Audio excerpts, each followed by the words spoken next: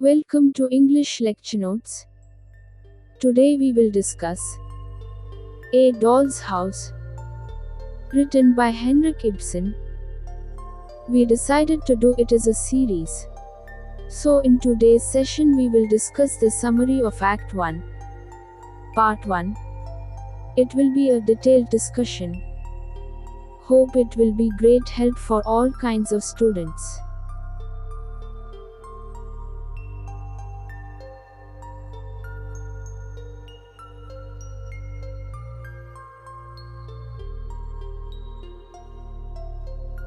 Follow us on Facebook and Instagram.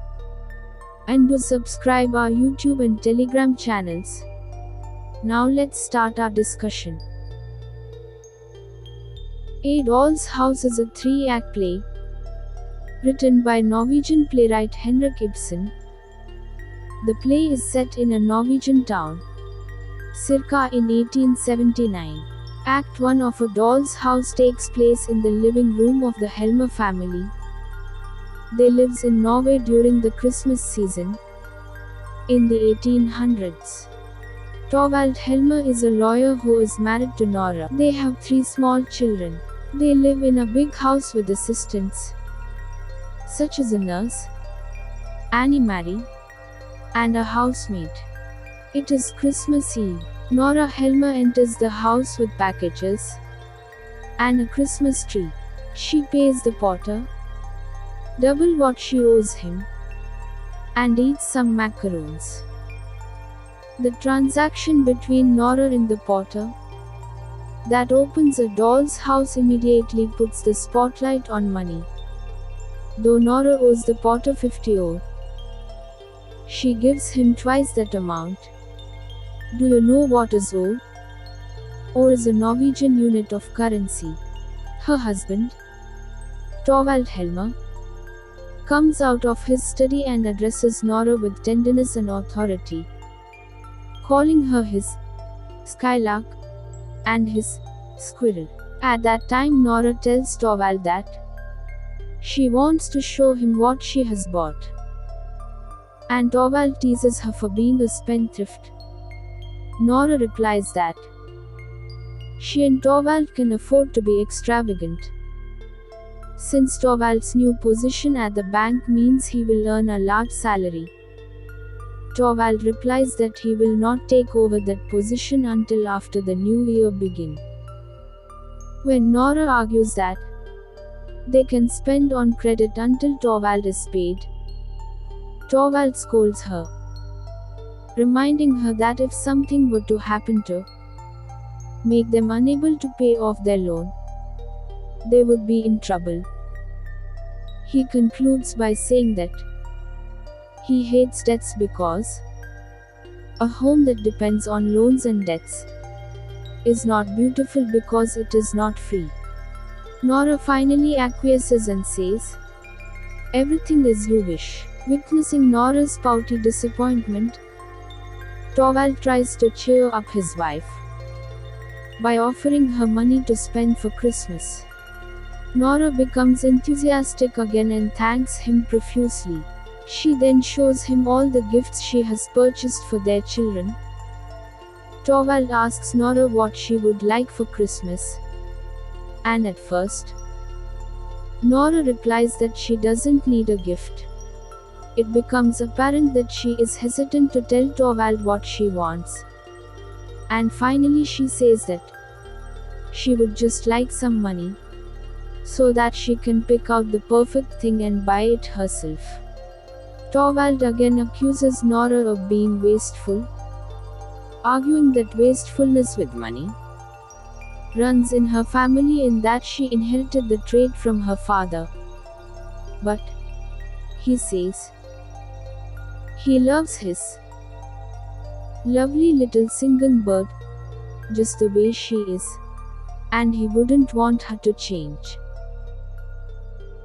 Torvald then asks Nora if she has given in to her sweet tooth that day. Nora vehemently denies Torvald's suggestion and continues her denial, even when Torvald specifically asks if she has eaten any macaroons.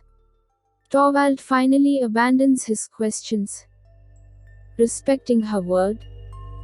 Then they discuss that evening's Christmas festivities and the invitation of Dr. Rank to dinner. Torvald says Dr. Rank knows that he is always welcome and therefore doesn't need to be invited. Nevertheless, Torvald tells Nora he will invite Dr. Rank when he visits that morning. Torvald and Nora then return to their discussion of how wonderful it is that Torvald has a secure income and a good job. Torvald recalls the events of the previous Christmas, when Nora shut herself up in a room until very late every night for 3 weeks to make Christmas ornaments. He remarks that he had never been so bored in his life. He also emphasizes that Nora had very little to show for all of her toil. When she was finished, Nora reminds her husband that she can't be blamed for the cat getting into the room and destroying all her hard work. Torvald again expresses happiness that they are financially better off than they were before. The doorbell rings and the maid Ellen announces that Dr. Rank has arrived to see Torvald, and that there is a lady caller as well. That is about Act 1 Part 1. The play opens with the couple having a conversation about money and Christmas. Some conflicts of money scene, as it draws lines between genders, classes, and moral standards. Torvald's assertion that Nora's lack of understanding of money matters is the result of her gender. According to him, only men can deal money. It reveals his prejudiced viewpoint on gender roles. Torvald believes a wife's role is to beautify the home, not only through proper management of domestic life, but also through proper behavior and appearance. He quickly makes it known that appearances are very important to him, and that Nora is like an ornament or trophy that serves to beautify his home and his reputation. The only time that Torvald calls Nora by her actual name is when he is scolding her, when he is greeting or adoring her. However, he calls her by childish animal nicknames such as my little skylark and my squirrel. By placing her within such a system of names, Torvald not only asserts his power over Nora, but also dehumanizes her to a degree. When he implies that Nora is comparable to the little birds that like to fritter money, Torvald suggests that Nora lacks some fundamental male ability to deal properly with financial matters. Though Torvald accuses Nora of being irresponsible with money, he gives her more money in order to watch her happy reaction.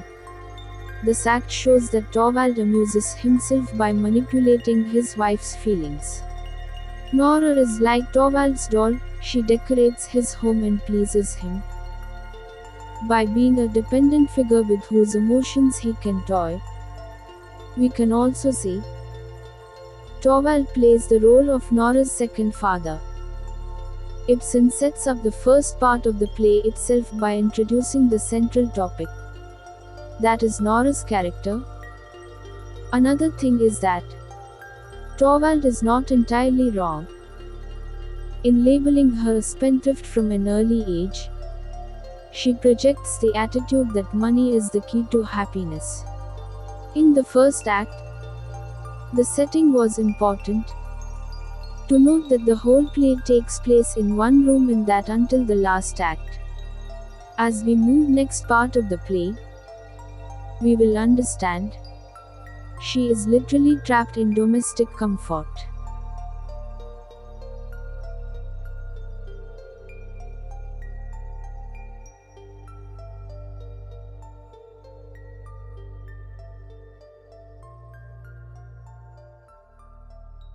Remember, we stopped our discussion where two visitors interrupts Nora and Helmer's interaction. The next part of the first act will be in our coming video. Stay tuned. Don't forget to subscribe our channel. We will come back to you with another set of words. Please subscribe our channel. Support us by sharing our videos. Thank you for watching.